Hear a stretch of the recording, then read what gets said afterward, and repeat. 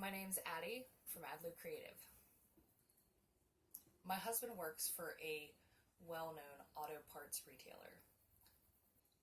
So I asked the store manager to save me their unused ads for the last 4 months. Little did he know at the time that I would be giving them back to him as Christmas decorations for his store. So this is part 1 of what I'm assuming is going to be 4 parts of turning those ads into Christmas decorations for their store. Because the ones they put up last year are pretty old. And you can tell.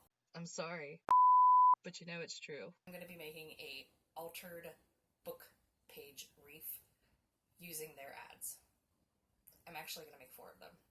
Well, 6. You'll see. I only give you instructions on how to make 1, though, because you didn't want to sit here through 4 days of footage. Let's get into it.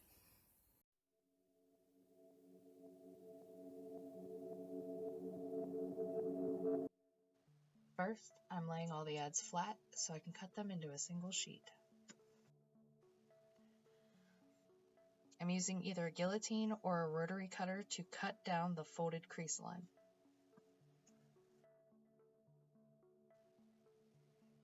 You can roll these pages by hand, but I wanted them all to be a uniform size. I'm using an empty thread spool to achieve that. I'm just using clear tape to secure the corner of what will be the top of the cone.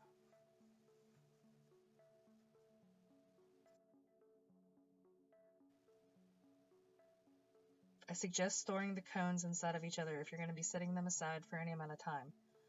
This helps them keep their shape and prevents crushing or crinkling.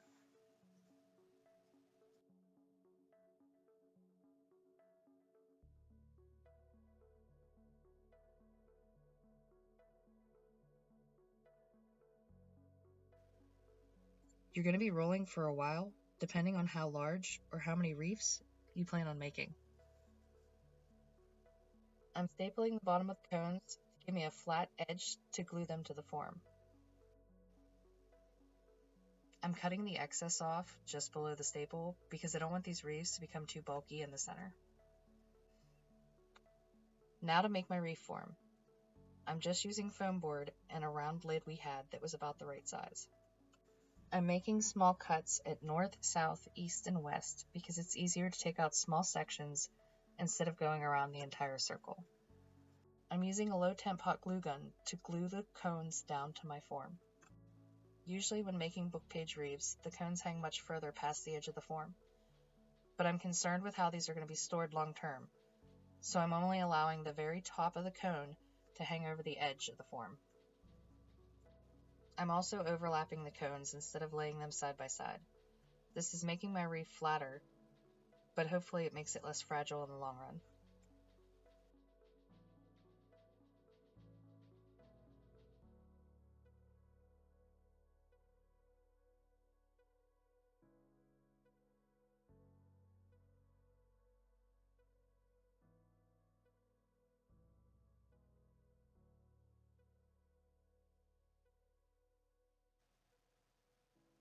When the bottom of my cones start overlapping the cones across from them, and I think the wreath is full enough, it's time to add flowers to the middle.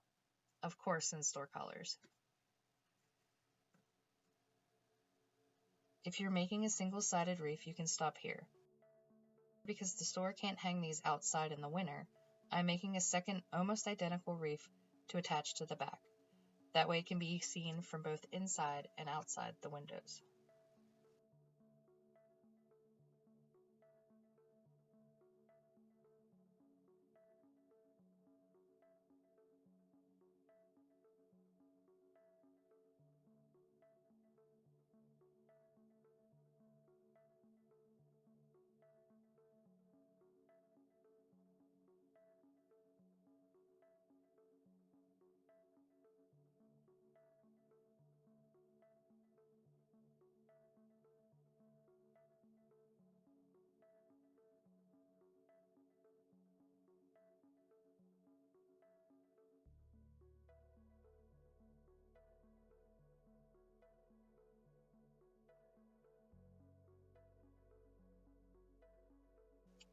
I originally used a hole punch to try to cut a hole in the top of each wreath.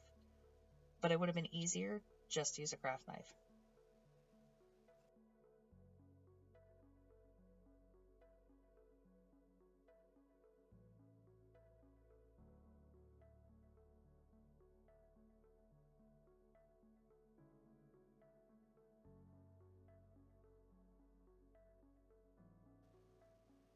Now I'm putting hot glue on the back of both wreaths.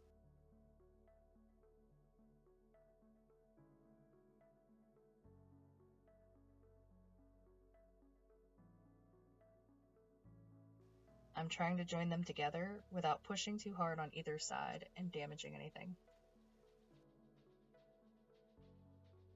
I'm using a crochet hook to help me pull the ribbon through both holes.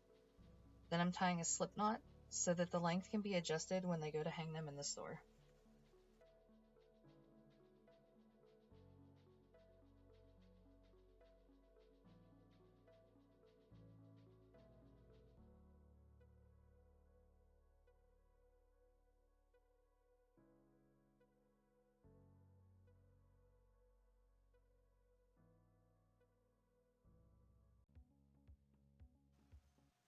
I ended up making them 2 double-sided wreaths and 2 single-sided wreaths this way.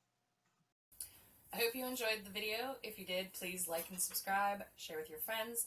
This is the very first video that I have ever made, and I will be back as soon as humanly possible for somebody that just learned how to edit with part 2. Bye. Auto parts retailer. Auto parts retailer. My door is creeping open. Listen, I don't have ghosts. It's an old house. We're settling. How many times I've shown off my double chin? Editing that out.